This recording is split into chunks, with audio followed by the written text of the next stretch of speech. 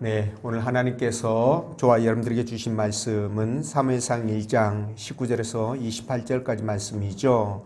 참된 예배를 통해서 하나님이 기억하는 성도가 됩시다. 이런 제목인데, 네, 말씀 증거될 때 하나님의 은혜가 이곳에 함께하기를 원합니다. 자, 한 주간 편안하셨죠? 네, 제가 지난주일 말씀을 전할 때 내 인생 최고로 잘한 일이 있다고 한다면 그것은 바로 예수 그리스도를 믿는 것이었다라고 말씀드렸는데, 여러분들도 아마 그 말씀에 공감했을 것이라고 생각합니다. 우리가 예수 믿는 것이 말이죠, 그냥 어쩌다 우연히 누가 이렇게 교회 가자고 하도 꼬셔서 어쩔 수 없이 따라가다 보니까 그냥 교회 다니게 됐다, 이렇게 그냥 얘기할 수도 있겠지만, 그러나 말이죠, 우리가 예수 믿는다는 의미는 그 정도가 아닙니다. 이미 이 세상이 창조되기 이전부터 하나님께서 저와 여러분들을 구원하시기로 계획을 하셨고, 그리고 때가 되면 예수 그리스도를 이 땅에 보내셔서 복음을 듣게 하시고, 그리고 그분을 믿어 영접함으로 말미암아 우리가 구원의 반열에 설 수 있도록 그렇게 하셨던 것입니다. 그러니까 이걸 생각하면 우리 구원이 얼마나 귀중한 것이고 얼마나 이대하고 값진 것인지 알 수 있는 부분들이죠. 그래서 저와 여러분들은 이 구원의 감격을 가지고 날마다 기쁨으로 그렇게 살아가야 될 줄로 믿습니다. 그런 여러분 되시길 바라고요. 자, 오늘 하나님께서 본문의 말씀을 통해서 다음과 같은 세 가지로 은혜를 주셨는데, 그 첫째가 예배는 우리 신앙과 삶의 기본이라는 것이고요. 두 번째, 새벽을 깨우는 것은 말씀에 순종하는 것이다 라는 겁니다. 그리고 세 번째, 온전한 신앙으로 하나님이 기억하는 성도가 되자라는 것인데요. 자, 그래서 오늘 본 말씀을 따라가면서 참된 예배를 통해서 하나님이 기억하는 성도가 되면 하나님께서 어떤 복을 주시는지 성령께서 들려주시는 하나님의 음성을 듣도록 하겠습니다. 자, 첫째로 예배는 우리 신앙과 삶의 기본이다 라고 말씀하시는데, 21절 말씀 들어보겠습니다. 시작.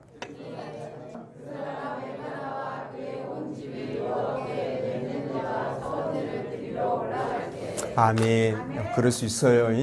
우리는 얼마든지 그럴 수 있습니다. 네, 그러니까 그렇게 그럴 수 있다라고 생각하면 모든 게 이해가 되는 거예요. 예.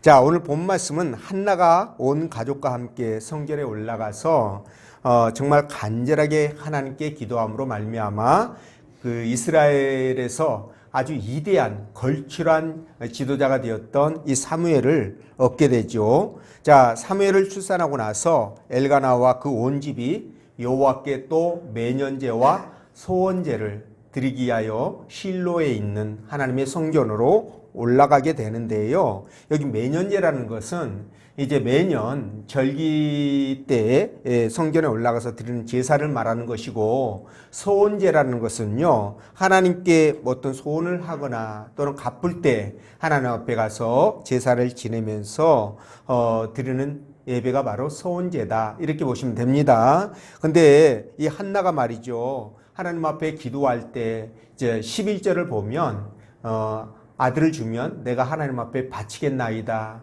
평생 그의 머리에 그 삭도를 대지 않겠나이다, 이렇게 얘기했던 부분이 나오거든요. 그러니까 사무엘을 얻은 것은 한나가 이렇게 하나님 앞에 소원 기도를 함으로 말미암아 이 사무엘을 얻게 되었는데, 그런데 말이죠, 이 아내의 소원 기도를 지키느냐 안 지키느냐는 그 권한이 누구에게 있느냐? 바로 남편에게 있습니다. 그러니까 남편 엘가나는 한나의 소원을 얼마든지 뒤집을 수 있는 합법적인 권한을 갖고 있었죠. 그럼에도 불구하고 이 엘가나는 아내 한나를 사랑해서 그랬는지 아니면 그의 소원이 합당하다고 생각했는지 모르겠지만, 이 사무엘을 얻고 난 이후에 소원 제사를 하나님 앞에 드리기 위해서 성전에 올라갔다라는 겁니다. 자, 그런데 우리가 이 부분에서 깨닫는 게 있죠. 그게 뭐냐면 바로 이 엘가나 가정이 하나님 앞에 드리는 이 제사가 바로 그들의 삶에 있어서 최우선순위였다라는 것을 알 수 있다라는 거예요. 여러분 엘가나의 집에서 하나님의 성막이 있던 실로까지가 얼마 정도 되느냐면 직선거리로 약 한 28km 정도 됩니다. 저는 이제 이 그 키로수를 따질 때예요. 이제 저한테 지도가 있지 않습니까? 그럼 실로 이렇게 해가지고 그 축적도가 나와 있으니까 이 정도가 몇 킬로구나. 요걸 해가지고 이렇게 실로에서 계산을 딱 해보면 직선거리가 정확하게 나오죠. 그렇게 저는 재거든요. 굉장히 아날로그적인 그런 방법이에요. 근데 어쨌든 그렇게 재보니까 28km 나옵니다. 그런데 그건 직선거리고 옛날 길은 다 꼬불꼬불하지 않겠습니까? 그래서 더군다나 이게 산악지대예요. 거기 그 실로라는 것이. 그래서 이 산악지대에는 길이 오르락 내리락 막 이런단 말입니다. 굉장히 험한 길인데 그런 것들을 감안한다고 봤을 때 약 한 50km 정도 되지 않을까. 실제 거리는 이렇게 이제 판단이 되었습니다. 그러니까 이 엘가나 가정은요, 온 식구가 하나님 앞에 이 제사 지내러 가는 데 있어서 50km 정도, 왕복 약 100km 가까운 그 거리를 걸어서 이렇게 예배 드리러 오르락 내리락 했다. 이런 걸 볼 때 이 엘가나 가정은 다른 건 몰라도 하나님 앞에 드리는 예배만큼은 어떤 수고를 한다 할지라도 우리가 드려야 되는 부분이다. 마땅히 감당해야 될 부분이다. 이렇게 생각했던 것 같다는 겁니다. 근데 말이죠. 더 이들의 예배가 더 귀하고 이대하게 보인 이유가 뭐냐면 여러분 당시 이스라엘 사회가 타락이 굉장히 극심했던 사사시대예요. 그것도 사사시대 말기거든요. 그러니까 이때는요, 이스라엘 백성들이 하나님 앞에 예배 드리는 것 자체를 굉장히 뭡니까? 부담스러워했고, 지금 우리나라처럼 교회 다니는 사람, 교회 그러면 좋은 감정이 아니라 굉장히 부정적인 감정으로 보는 것 같이, 당시에도 그런 분위기들이 아주 팽배해 있었고요. 거기에다가 그렇다 보니까 예배 드리는 사람들까지도 예배를 드리면서 신령과 진심으로 이렇게 예배 드리는 것이 아니라 그냥 형식적이고 의무적이고 그냥 그렇게 어쩔 수 없이 드리는 것 같은 그런 느낌으로 예배를 드렸다는 거죠. 이런 상황에서 엘가나 가정이 그 예배 한번 드리자고 여러분 100km를 왔다 갔다 하는 수고를 했다라는 것, 이 자체는 정말 대단한 일이라고 그렇게 볼 수 있는 것입니다. 그러니까 이들이 말이죠. 이런 부분들에 있어서 정말 하나님 앞에 그들이 열린 신앙이었고 그리고 하나님 앞에 그들이 응답받을 수밖에 없는 사매를 얻을 수밖에 없는 그런 신앙이었구나라는 것을 우리가 미루어 짐작할 수가 있다는 것입니다. 여러분도 그렇게 이해가 되시죠? 자, 그런데 말이죠. 이렇게 이들이 예배에 대해서 최우선순위로 삼고 최선을 다해서 정성을 들여서 예배 드리는 삶을 살았는데요. 여러분들이 신앙인들이 말이죠. 그 신앙생활을 하면서 세상이 좋아지는 경우 있습니다. 그리고 이제 죄를 짓고 막 이런 경우들이 많아요. 그리고 신앙이 막 그러다 보니까 식어지고 이러지 않습니까? 그러면 가장 먼저 나타나는 현상이 뭐냐면 하나님 자체가 불편해져요. 그렇습니다. 하나님 자체가 불편해지다 보면 교회를 찾는 횟수도 줄어들겠죠. 관심이 떨어지니까 줄어들게 되고 그러면 예배의 참여도도 현저하게 낮아지게 됩니다. 그러면 예배가 들쑥날쑥 되겠지요. 그렇게 되면 여러분 신앙을 지킬 수가 없어요. 원수마귀가 놔두질 않습니다. 그래서 결국은 교회를 떠나게 되는데 그래서 이 책임은 분명히 교회나 목회자에게 있는 것이 아니라 그 사람 자신에게 있다는 사실을 여러분들이 아셔야 됩니다. 본인에게 있다라는 거예요. 자, 그래서 우리가 말이죠. 이렇게 예배 드리는 것은 예수 그리스도를 믿고 새로운 하나님 나라 백성으로 거듭난 사람들이 드리는 이 예배는요. 선택의 문제가 아닙니다. 드리고 싶으면 드리고 싶지 않으면 그만두고 그런 문제가 아니라 죽느냐 사느냐, 죽고 사는 문제라는 거예요. 여러분 이걸 아셔야 됩니다. 여러분 지금은요 실감나지 않죠. 목사님이 그렇게 얘기해봐야 전혀 살아가는데 지장도 없고 현실에 있어서 어떤 문제도 생기지 않아요. 여러분 우리가 코로나 거치면서 이렇게 한국 교회가 굉장히 많은 교인들이 떨어져 나가는 이유가 뭐냐면 코로나 때 예배를 드리지 못하게 숙명 이하로 묶어놓으니까 그냥 집에서들 예배 드리고 이렇게 이제 교회에서도 이렇게 권장들을 했겠죠. 예, 그러다 보니 그렇게 예배를 드려도 교회 안 나가고 드려도 아무 문제가 생기질 않아. 어떤 문제도 생기지 않아요. 그러다 보니까 사람들이 어떤 마음이 들까요? 아, 교회 안 나가도 상관없구나. 이렇게 생각을 하겠죠. 그러다 보니까 아예 이제 코로나 다 문제 해결됐으니까 나오십시오 해도 안 나오는 거예요. 자업자득입니다. 정부가 아무리 그래도 예배 나오는 것을 막아서는 안 되거든요. 교회가 문을 닫는 한이 있더라도 강제적으로 폐쇄되는 한이 있더라도 여러분 예배는 끝까지 드렸어야 되는데 그걸 한국교회가 지켜내지 못해서 이런 이제 모양새가 되고 말았습니다. 어쨌든 말이죠. 지금은 그렇게 아무런 느낌도 없고 문제도 생기지 않아요. 그런데 여러분 만약에 여러분들이 죽음의 문턱에 섰을 때는 어떨까요? 그때는 생각이 달라집니다. 더 나아가서 여러분 진짜 죽으면은 그때는 바로 현실이 되는 거예요. 현실이 되는 겁니다. 굉장히 심각한 문제예요. 그렇기 때문에 여러분 어떤 일이 있어도 예수 그리스도를 믿고 내가 하나님 나라 백성이 되었다고 한다면 하나님을 섬기고 예배하는 것에 대해서는 내 삶의 최우선순위가 돼야 된다는 거죠. 이 부분이 확실하게 정립이 되어 있어야 합니다. 그래서 우리가 볼 때 1차적인 판단 기준이 뭐냐면 그분이 주일에 관해서 어떤 생각을 갖고 있느냐가 그 사람 신앙을 판단하는 데 1차적인 기준이에요. 주일에 대해서 어떤 의식을 갖고 있는지.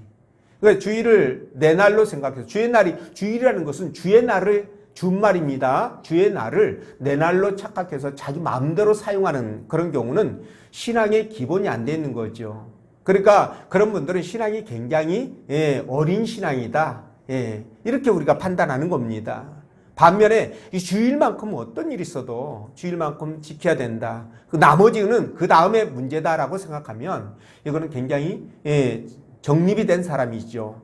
장성한 사람이다. 이렇게 볼 수가 있겠습니다. 그래서 여러분 주일날 하나님 전에 나와서 하나님을 만나고 그분에게 예배하면서 그분의 음성을 들으면서 그분과 함께 은혜의 시간을 갖는 게 이게 당연한 거 아니겠습니까?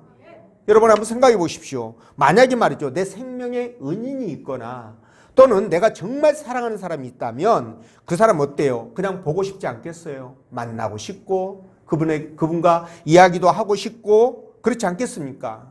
근데 하나님이 어떤 분이셔요? 내 인생의 주인이시잖아요. 나의 주인 되시잖아요. 거기에다가 내 생사하복을 주관하시고요. 또 나아가서 장래에 미래에 내 사후의 세계까지 그 삶의 질까지를 결정하시는 중요한 분이 바로 하나님 아니십니까? 근데 그런 분이 보고 싶지도 않고 만나고 싶지도 않다? 여러분 이걸 어떻게 설명해야 될까요? 이거는 신앙이 거짓이거나 그죠? 가짜일 가능성이다. 높다 이렇게 볼 수밖에 없는 거예요.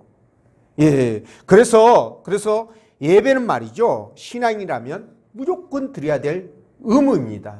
무조건 드려야 될 의무예요. 또한 예배를 통해서 우리가 하나님을 만나고 하나님이 주시는 복을 받아서 누리기 때문에 이 또한 권리다 이렇게 말씀드리는 거예요. 아무나 할 수 없는 부분이기 때문에 우리만 할 수 있는 부분이니까 권리다 이렇게 말씀드릴 수 있습니다. 때문에 신앙에 문제가 생기면요.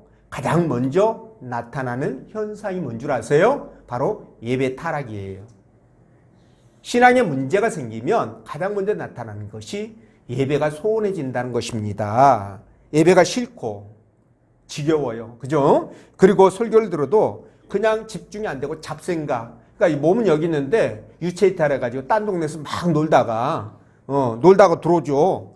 찬양할 때 되면 금방 와가지고 이제 같이 찬양하게 되고 뭐 이런 거. 그리고 말씀 들으면 그냥 집중이 안 되니까 졸음이 쏟아지고요. 아니 목사님 설교 시간은 왜 이렇게 긴지 끝날 생각을 안 해 도대체. 이런 생각이 들다 보니 어떻게 돼요? 흥미를 잃어버리게 되고 점점 예배를 멀리하게 되고요. 그래서 결국은 하나님을 떠나는 그런 문제들을 만들어가게 된다는 겁니다. 자, 여러분 이게 바로 예배의 실패고 또 인생의 실패로 이어진다는 사실이에요. 매우 중요하죠. 제가 예를 들어보겠습니다. 성경에서 이 가인이 말이죠. 저지른 최초의 살인사건의 주인공이죠. 이 주인공이 가인인데 가인이 여러분 최초의 살인자가 된 그 이유가 무엇인 줄 아십니까? 바로 예배 실패에서 비롯된 거예요. 하나님이 예배를 받아주시지 않으니까 그 같은 일을 벌였던 거거든요. 그러니까 예배 실패에서 시작됐다는 거 굉장히 중요한 의미가 있습니다. 그리고 여러분 야곱의 딸 디나 아시죠? 이 디나가 세겜에 가서 구경하러 갔다가 그 세겜 사람에게 강간을 당하게 되죠. 예, 그리고 그 강간을 복수하기 위해서 디나의 오빠 2명이 가서 살인을 하지 않습니까? 완전히 세겜 사람들을 죽입니다. 할례를 시켜놓고 죽여버려요. 이러다 보니까 세겜 사람들이 어떻게 돼요? 복수하기 위해서 일어나게 되죠. 그래서 이 야곱이 일생일대에 가장 위험한 순간을 맞이하게 되는데 여러분 이렇게 야곱의 인생에서 가장 비참한 살인자, 강간 그런 부분들 포함해서 또 일종의 몰살을 당해야 되는 이런 일생일대의 이 길을 왜 만났는 줄 아십니까, 여러분? 그 이유가 뭐냐면 바로 여러분 야곱이 그 형 에서를 속이고 저기 삼촌 라반의 집으로 도망가잖아요. 그렇죠?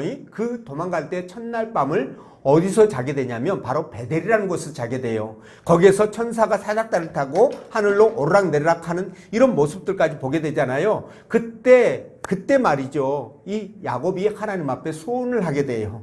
내가 무사히 고국으로 돌아오게 되면 이 땅으로 돌아오게 되면 내가 이곳에 하나님의 성전을 짓고 하나님을 예배하겠습니다. 근데 돌아오고 나서 까맣게 잊어버렸네. 하나님이 까맣게 예배를 드려야 되는 그 야곱이 잊어버린 것을 기억나게 하시기 위해서 이런 일들을 하셨는지 모르겠지만 그러니까 그걸로 인해서 야곱이 이런 시련을 당했다 이렇게 보는 거죠. 왜 그러냐면 야곱이 말이죠. 이걸 늦게나마 깨닫고 하나님이 명령했습니다. 베델로 올라가서 단을 쌓아라 이렇게 얘기했어요. 예배를 드려라 이렇게 얘기했습니다. 그러니까 야곱이 그 얘기를 듣고 베델로 그냥 급하게 올라가죠. 가족들을 데리고 올라가서 거기서 단을 쌓고 하나님 앞에 예배를 드려요. 제사를 지내요. 그러니까 하나님께서 그에게 복을 부어 주셨다. 이렇게 성경 창세기 35장 9절에서 말씀하시거든요. 이런 걸 볼 때 야곱에게 닥쳤던 모든 삶의 이기가 바로 하나님 앞에 약속했던 예배를 드리지 않았기 때문이었구나 라는 것을 우리가 깨닫게 된다는 거예요. 여러분도 그렇게 생각하시죠? 이걸 볼 때 우리에게 예배는 생명이자 바로 축복의 통로라는 겁니다. 이해가 되시죠? 그렇기 때문에 여러분 정말 예배를 등한히 여기서는 안 돼요. 물고기가 물을 떠나서 살 수 없듯이 우리 또한 예배를 떠나서 존재할 수가 없습니다. 그러니까 이걸 여러분들이 그렇게 믿으셔야 돼요. 여러분 하나님께서 이스라엘 백성들을 애굽에서 이끌어내셨죠. 그럼 그 이유가 뭔 줄 아세요? 하나님이 그들을 제사장 나라로 삼기 위해서 다시 말하면 하나님 나라 백성으로 삼으셔서 예배를 받기 위하여 그들을 선택하고 이끌어내셨던 거예요. 아니 모세가 바로에게 얘기할 때 우리가 예배드리러 가겠습니다. 그렇게 얘기하지 않습니까? 그리고 또한 저와 여러분들을 오늘날 하나님이 부르셔서 이렇게 교회 공동체 안에 모아서 이렇게 신앙생활 하게 한 이유가 뭔 줄 아십니까? 우리 또한 여러분 제사장 나라로 그러니까 하나님 나라의 제사장으로 세우기 위해서 그렇게 했던 거예요. 이게 바로 베드로전서 2장 9절에 나오는데 여러분 이게 무슨 뜻입니까? 하나님이 우리를 통해서 예배를 받기 위하여 저와 여러분들을 부르셨다 이렇게 보시면 돼요. 그만큼 예배가 중요한 것입니다. 그래서 여러분 어떤 것보다도 여러분 우리가 하나님을 예배하는 것을 우선시해야 된다는 겁니다. 이게 신앙인이에요. 이게 신앙입니다. 그래서 여러분들이 혹시라도 예배에 대해서 정립이 아직 안 됐다고 한다면 예배를 그동안에 좀 등한히 여겼다고 한다면 여러분 이제 예배를 확실하게 회복하셔야 됩니다. 여러분 엘리 제사장 아시잖아요. 그렇죠? 젊어서 자식들이 전부 다 죽임을 당하고 아주 이 엘리 제사장도 목이 그냥 그러니까 꺾여서 죽임을 당하게 되는데 그렇게 이 엘리 제사장 가문이 멸족을 당한 이유가 뭐예요? 그들이 예배를 너무나 무시했기 때문에 그렇습니다. 그 아들들이 흉악하게 예배를, 하나님을 무시하고 예배를, 하나님을 두려워하지 않고 예배를 그렇게 무시했기 때문에 그랬었어요. 이 부분을 우리가 생각한다면 여러분, 세상이 어떤 일보다도 인간관계라든가 그 외에 뭐 돈 버는 일이라든가 그 포함해서 모든 일에 있어서 여러분들이 실패하는 것을 두려워하지 말고, 그것만 두려워하지 말고 여러분, 그거보다도 더 하나님 앞에 예배가 실패하는 부분에 있어서 두려워하셔야 된다는 거예요. 이해가 되시죠? 예, 그렇습니다. 그러니까 모든 것보다 우선이라는 거죠. 그래서 여러분들이 정말 하나님 앞에 온전한 예배를 드리고, 예배가 살아날 때 가정도 살아나고요, 또 직장도, 사업도 살아나고 모든 게 살아나게 됩니다. 이 부분을 꼭 기억하십시오. 그래서 여러분들 삶 가운데 예배를 최우선순위로 삼고 살아가는 여러분 되시기를 주의 이름으로 축원드립니다. 그리고 둘째로, 새벽을 깨우는 것은 말씀에 순종하는 것이다, 이렇게 말씀했는데 19절 말씀 읽어봅니다. 시작.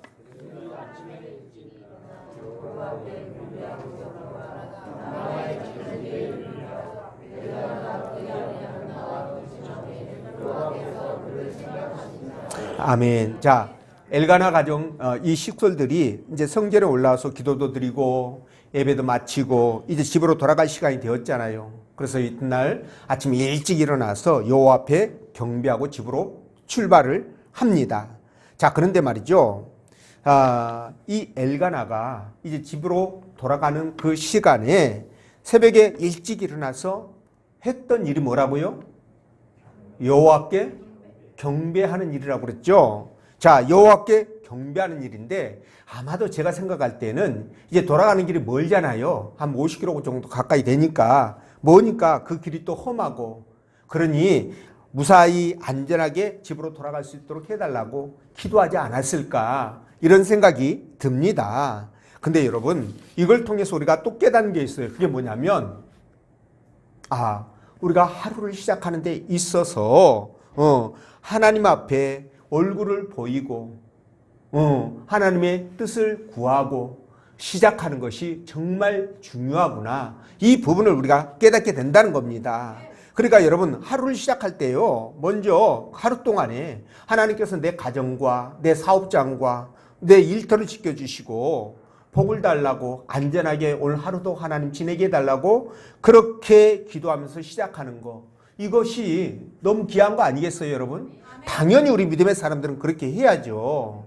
한나도 역시 마찬가지입니다. 하나님 앞에 그렇게 간절하게 기도했는데 기도 응답 받은 거 아니에요? 그러니 얼마나 감사하고 기뻤겠어요. 그러니 하나님 앞에 그 부분에 대해서 감사하고, 그리고 또 오늘 하루도 하나님 앞에 의탁하면서 안전하게 지켜주시고 보호해달라고 그렇게 기도를 했는데, 이것이 이 기도를 언제 했다고요?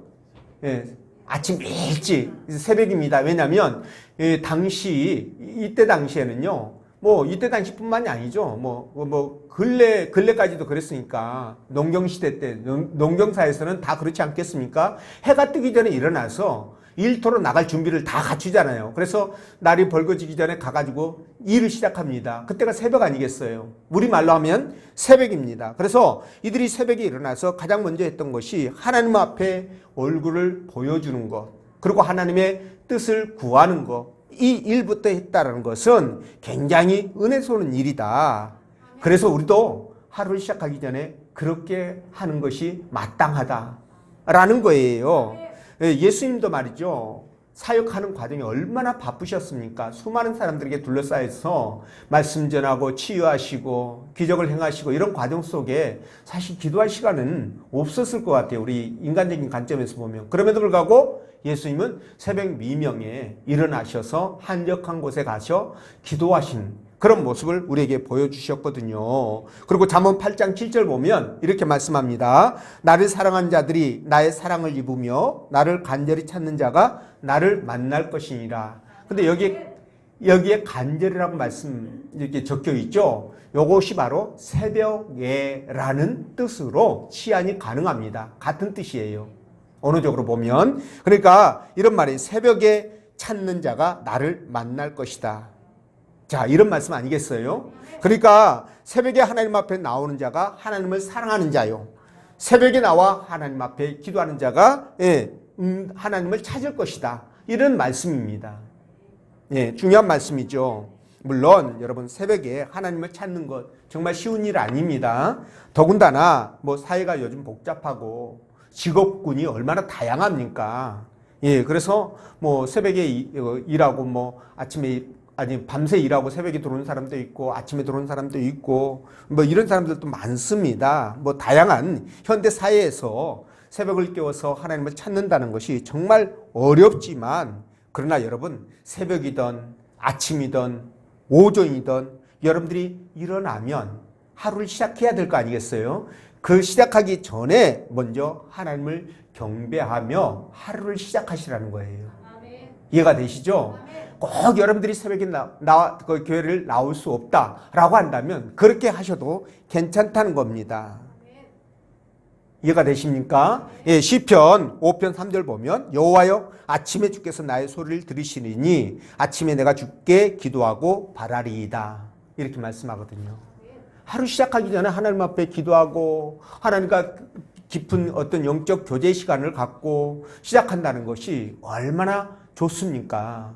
이게 바로 하루에 여러분들의 삶을 살아가는 데 있어서 하나님께서 온수마귀를 지켜주실 것이고요. 여러분들의 발걸음이 돌에 부딪혀서 넘어지지 않도록 지켜주실 거 아니겠습니까? 하나님이 얼마나 기뻐하시겠어요? 이뻐하시겠어요? 그죠? 예, 그래서 이런 것들이 굉장히 중요한데요. 이제 그 드라마나 영화 보면 이제 배우들 나오지 않습니까? 그 배우들 가운데서 특히 굉장히 신앙이 신실하신 분들도 있다고 그래요. 저는 이제 잘 모르는데 이제 얘기를 해주면 저 사람이 그러냐고 저는 그러거든요. 근데 새벽 기도를 나간다고 그런 얘기를 들으면 제가 어떤 마음이 드냐면 야, 참 대단하다. 저렇게 굉장히 바쁜 직업이고 일정치 않는 그 시간들인데 새벽을 깨운다는 것이 정말 신실한 신앙인 것 같구나 이런 생각을 해보거든요. 그러니까 여러분들도 말이죠. 가능한 한 새벽에 교회에 나와서 하나님을 볼 수 있다면 좋겠지만 만약 사정상 그게 어렵다고 한다면 일어나면 바로 하나님 앞에 오늘 하루를 의탁하는 기도를 하시고요. 그게 이제 경배라고 보시면 됩니다. 이 의탁하시는 기도를 하시면서 하나님 앞에 간절한 마음으로 기도하시고 하루를 시작하시라는 거예요. 그러면 정말 얼마나 여러분 좋겠습니까? 여러분들 신앙도 한 단계 업그레이드가 되고요. 하나님도 감동해가지고 정말 복을 주시지 않겠습니까? 예, 그래서 이런 관계를 통해서 신앙이 돈독해지고요. 하나님과 점점 더 밀접한 관계가 이루어진다는 거예요. 예, 그런 여러분들 되시길 바라고 세 번째 온전한 신앙으로 하나님이 기억하는 성도가 되자라는 건데 19절 말씀 읽어봅니다. 시작.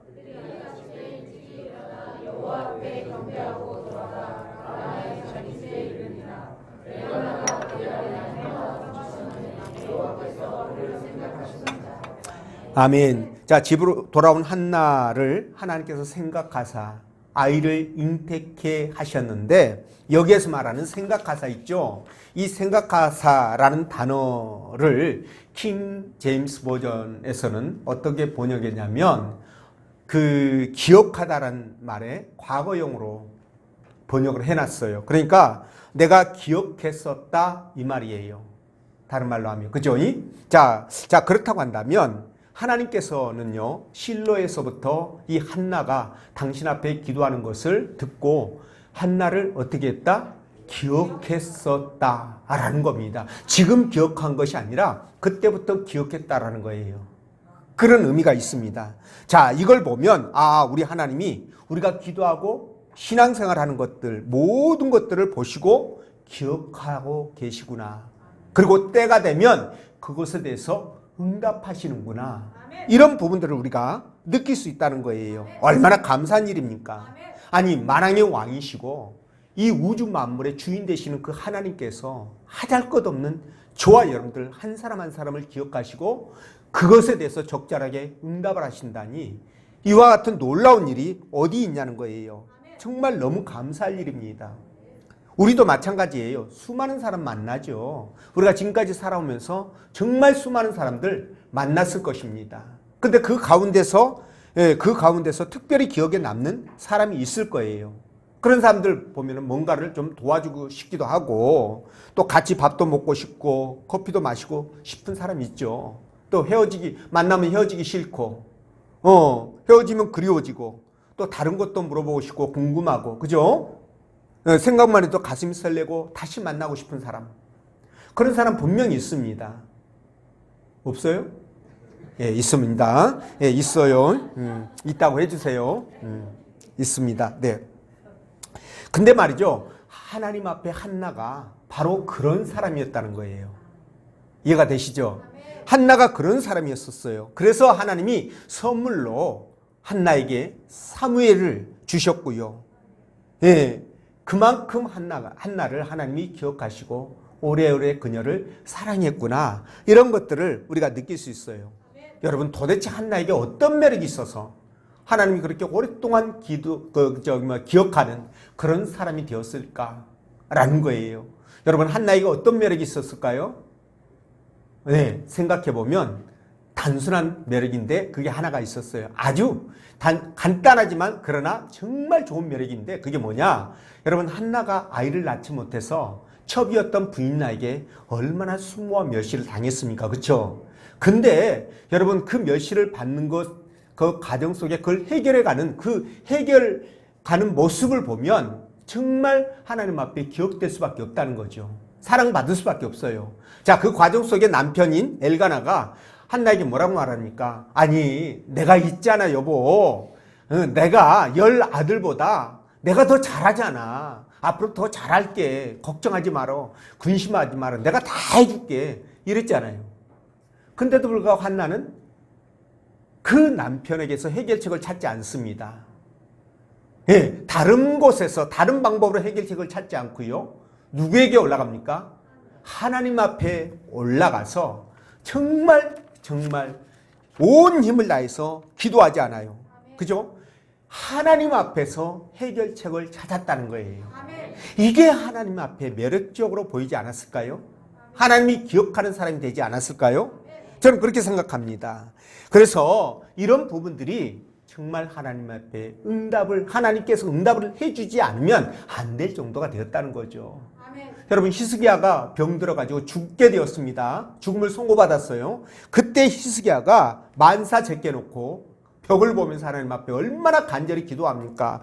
여호와여, 구하오니 내가 주 앞에서 진실과 전심으로 행하며 주의 목전에서 선하게 행한 것을 기억하옵소서라고 하면서 통곡하며 기도하잖아요. 그죠? 이때 여러분, 하나님이 히스기야의 기도를 들으시고 여러분, 그의 생명을 15년 연장해 줍니다.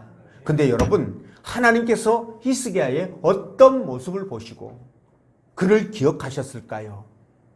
바로 이 기도 속에 나오는 것처럼 히스기야가 진실함과 전심으로 하나님 앞에 정말 살아왔고, 그리고 선하게 살아왔던 이 모습들을 보고 기억하신 거예요.